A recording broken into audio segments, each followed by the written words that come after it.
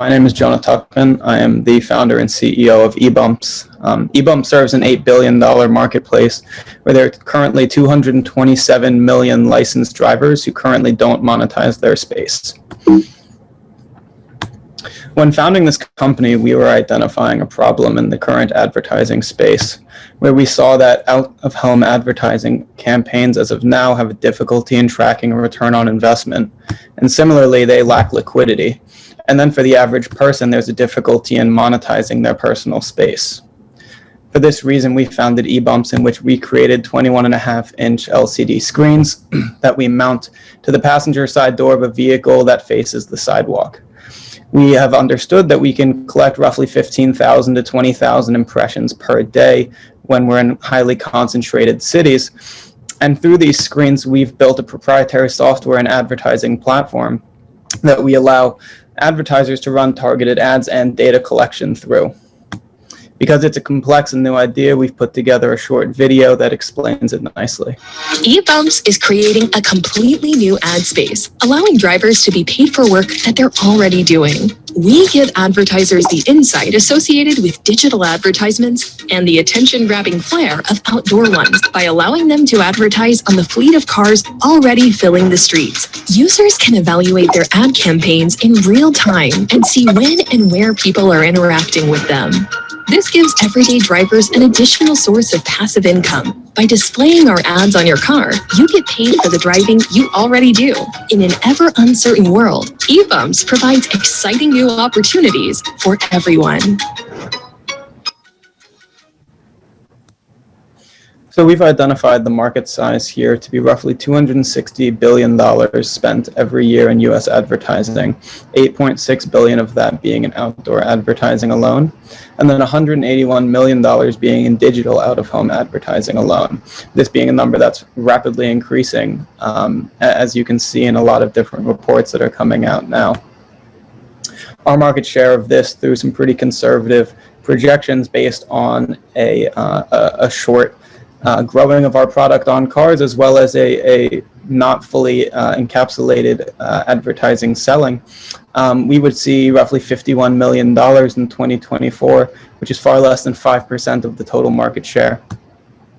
Our business model is based on the selling of CPMs. Essentially, in the advertising world, you can buy what's called a CPM, or a cost per mil, which is how you correlate 1,000 impressions, and our screen's based on facial detection that we run, and similarly through partnerships with companies like Street Metrics, we have an ability to count the number of people that our screens pass and thus sell back impressions to advertisers for the advertising campaigns that they run. As of now, we've filed a provisional patent, and similarly we've put together strategic manufacturing partnerships such as AUO, a company based in Taiwan who specializes in LCD manufacturing, who also builds the screens for companies like Samsung, and Tech Global, a company based in Chicago who works on system integration for companies like Delta, 3M, and Motorola. Our competition are companies like Grabit, Firefly, and Halo, all of which being large and bulky permanent fixtures that require professional installation. Our screens are different because they're low-cost LCDs that don't require professional installation and are not permanent fixtures. Similarly, our screens are more so directed towards the general market, not solely rideshare, and thus they allow for a higher amount of mass adoption, both on the driver level for that reason, and similarly, our advertising system is open to the public, which allows for small businesses to run ads on our campaigns as well.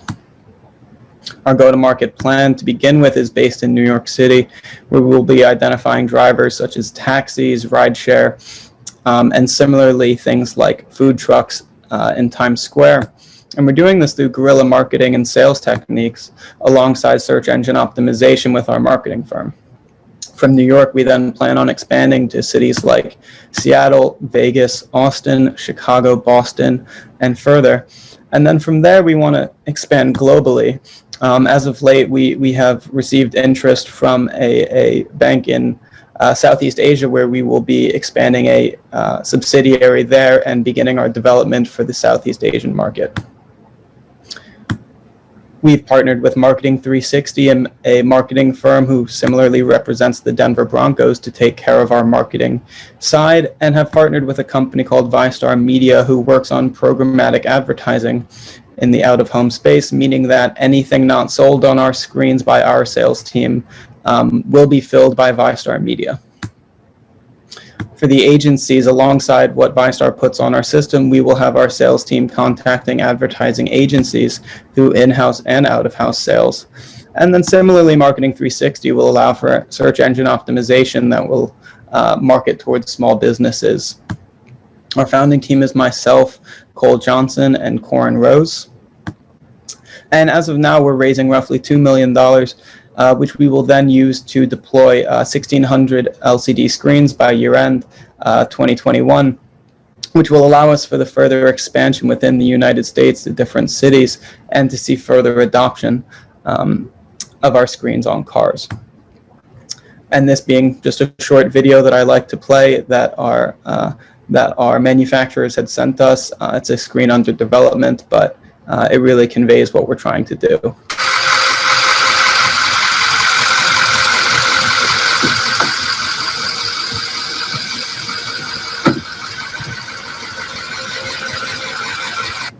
Great. Thank you very much, everyone. I'd love to take questions, and I think we have plenty of time for that.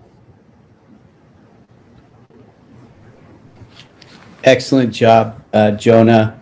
As we're looking for questions, again, I remind you, for questions, you can put them in the Q&A, which is on the bottom of your app, and you type your question in, and we will read those questions out loud, and they will be answered audibly. So some people are putting them in the chat sometimes, but I remind you, again, try to use the Q&A at the bottom of your app. Now, the first question comes in, and I think this is a question that we've had before, but let's go ahead and talk about this, because I know we've had you here before, Jonah, and this question comes up from the audience usually. So the first question is from Shane. Where did Shane go? What if you just, okay, there we go. Just disappear. We're getting a lot of questions coming in here. So what if I just steal the screen from the side of the car? So how secure are these?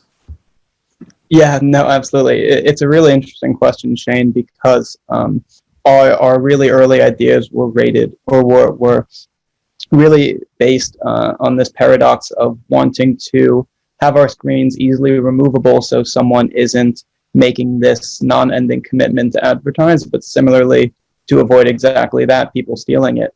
And actually, our manufacturers have worked with this exact question before. They have built screens for the sides of bus stops, things like that. And so essentially there's a small key that goes into the screen, it locks it in. That in itself is not something that someone with a crowbar won't be able to get off. But what it does do, and this is what they're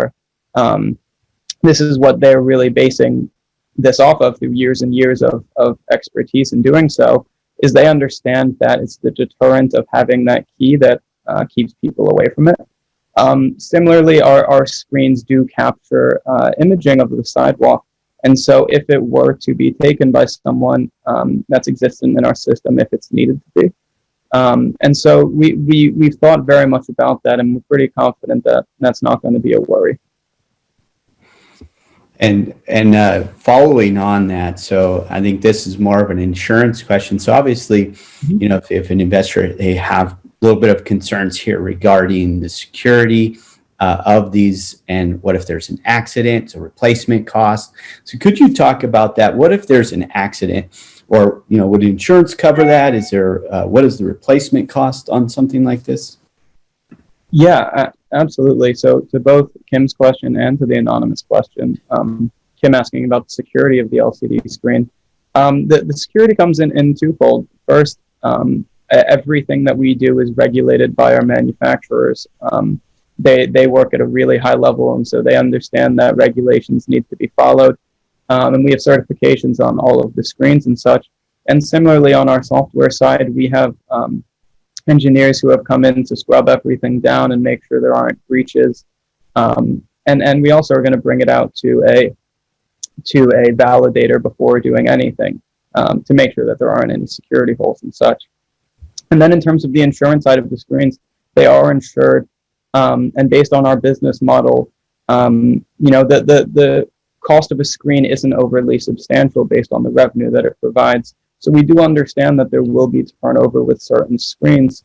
The manufacturers have tested them very, very well. We have videos of them putting it onto a door and then standing on top of it and jumping up and down. So they're certainly secure, but we always understand that there are unforeseen things that could come up. And so it's worked into our business model. They're certainly insured, and they're as highly tested as they could be. Excellent job as usual. So the next question here comes from Liz. Jonah, so you can talk more about the $2 million raise. Can you talk more about the terms and how you'll deploy those funds? So how will you use the money? I know you did mention this, and she wants you to talk a little bit more about the terms specifically. But I think as far as terms specifically, that's not appropriate for this forum. That's another discussion as we talk about terms specifically, because there's obviously some things that you have to do with Regulation D when you're raising money, when you start discussing terms in open forum. So maybe you can just kind of give us a little bit of an idea about that raise and how you'll use the funds. Absolutely, yeah. So it will be a priced round. We brought in a mergers and acquisition firm to evaluate us. So they have provided us with a valuation, and it really comes alongside a doc that they provided us that really spells out the reasoning for their valuation and all of the things about that. I'd be happy to get it to you after this. In terms of what we plan on using these funds for, really our business model is based around expansion. And so once we have these 25 screens on the road, which will be here, we're hoping for second or third week of December. But again, with COVID, there's always the risk of a manufacturing delay. And so, no later than January 1st, we will be deploying the 25 screens. And as I mentioned with ViStar, we already have ads to fill them. There will be a revenue stream the second they get on the road. And we are speaking with people in New York about putting them on their cars. We have a few who have said yes. Some of them being food trucks in Times Square, where a CPM is $200 to $500. Of course, those are for the billboards, but we're allowing access at a much cheaper rate at our CPM of being 5 to 10. And so we understand where these 25 screens are going to go. And once we have the data to accompany that, it then allows us to open conversations, whether they be in New York or other cities with larger forums, whether it be rideshare companies, taxi companies, things of the sort, which then allow us to fill orders and then order the screens associated with that. And then from there to really see revenue streams growing as more screens get on the road. We love our screens. We think they're fantastic, but really they are just a means for our software. And so the more screens we have, the more places our software is running and the more impressions we are able to sell. Excellent. I'm skipping over a few questions here. There's a lot of questions in the queue, so I'm trying to get to some of them. And one of the questions here that I kind of like, so I'm picking this for you, Jonah. What inspired you to come up with this business? And was this something that you just came up randomly or in business school? And then also, this is a two-part question. Talk about the advertising, because you talk about the drivers being able to choose advertising that they want to advertise. So the question here from series is, would you allow CBD or other things like that to be advertised? So the first part, if you wanted me to, what inspired you, and talk about the advertising that you'll allow. So that's a really great question. For the first part, I actually founded this company when I was an undergraduate. I have it right here. Our first ever screen was this big. We built it out with some chips on the back, and we We built it in a house that I lived with my CTO. Built it, brought it to investors, were funded to further expand the idea. And we had originally built this idea around an idea that that everyone has seen a lot, and we all have heavy foot traffic just from our everyday lives, but there's no way to monetize it. So we were reading about vloggers and influencers, and the highest paid YouTuber last year was 8 years old, and he made, I think, $28 million, something like that, because he has a handful of followers who watch him unwrap gifts. And so we started thinking about this idea that one of the most highly paying industries in the world, there isn't a blueprint to get there. It's all random. You can't go to school and study how do you become viral. It's random, and yet everyone has this space that they can monetize, and there's just no ability to be able to do so. And so our idea of ourselves is not that we are a car advertising company, but rather a personal monetization company. We want to allow people to start monetizing the space that they hold, so that they can start to monetize and see passive income coming in. In terms of, Tim, could you remind me on the second part? Sorry about that. Sure. As far as advertising, what type of advertising would you allow? And can you talk more about, because I know you covered this, you talk more about how drivers get to choose the ads that really kind of appeal to them as well, too. Yeah, of course. So our system, it's really interesting. What a lot of our competitors do is that they essentially just allow for programmatic advertising. And so if you are a driver and you put a halo screen on top of your car, it's just there, and the taxi company or Lyft will pay you a little bit, but it's just there and you have no say of what's on it. And similarly, if I wanted to run an eBumps ad on that screen, I have no way to do so. Our system is trying to open that up to the public. And so if you're a driver, you can actually set your systems to advertise for what you want. So you can go into it and you can add priority for Black-owned business or female-owned business or nonprofits and such. And then if our system finds something with that similar tag, we see that it's prioritized, we put it on your screen. And similarly, you have the ability to blacklist things. So if you are someone who's very against the tobacco industry, for example, you could go in and you could say, I do not want to advertise for this, and blacklist it. And so the question there is, yes, we certainly allow for that. And it really just is up to our drivers. And of course, we've had the follow-up many times about how that could be restrictive to certain industries, and it absolutely is. But the thing is, it's more so a priority level. And so if someone is prioritizing certain industries, it's not that they will only get that, because we do need to give everyone a fair shot. It will just be prioritized in their advertising queue. I have another question here that came in about expansion. Yeah. This comes from an anonymous attendee asking any plans to expand to India, but other places, talk about that global expansion, are you open to that? Of course. So I mentioned it briefly, and I probably can't get into too many details because it's still in the due diligence phase and such, but we are actually opening a joint venture in Southeast Asia that we received an investment on from someone who was really interested in bringing our product to different countries in that region. And so, yes, we are thrilled about international expansion, and we're always keeping our eyes and ears open for partners who can bring us to different places. Because of course, if I were to go to certain countries, there would be divides for it. I wouldn't have the same access to industries as I'm not very well connected internationally, and so we need partners who allow us to do that. I know we're speaking to people in London right now about the same thing, and so it really just comes down to finding the right partners to be able to do this with us.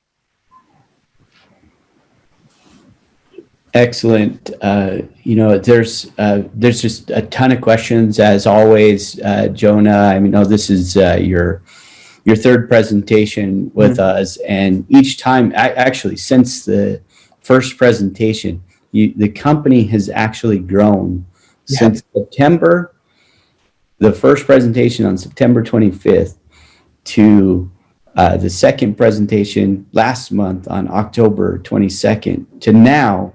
You've already grown just since that time. A lot's already happened, and there's been a lot of traction already happening. In the startup world, this is fast paced, and it's something that you've been able to handle really well. And so I know you're open to other partnerships and discussions, because that's part of the business model there, is to build these partnerships to expand the growth. But maybe you can talk a little bit more about the device itself. You know, a lot of people. So I do want to clarify too. I know if you didn't catch this, the audience didn't catch this. eBumps they've got a device, but they're a software company at the core, right? You're a software company, right, Jonah? And the device itself is just a means to deploy the software. But there's a question about the device. How do you protect them from environmental changes? Yeah, no, absolutely. We, as Tim kind of touched on, we've really made a lot of partnerships throughout this. And I think that's why we've been able to do all of this. I mean, we're 8 months old as a company, and yet we work with firms that don't work with startups. So when we started our work with AUO, they started by laughing us out of the room because they asked us if we would want 100,000 screens, and we said we wanted 25. And so we've really built ourselves well, because we've had some really great partnerships that we've been able to form. And so that's why our engineers over in Chicago, they have tested this as best as they can, and they are absolutely brilliant in what they do. So they've gone through all of the thermo side of everything. They've thrown it on cars and tested it in rooms, throwing things at it, changing temperatures, spraying water on it. I mean, they're brilliant. They're amazing at what they do. So in terms of the weathering and things like that, I really do trust the work that they've done. They're great at what they do.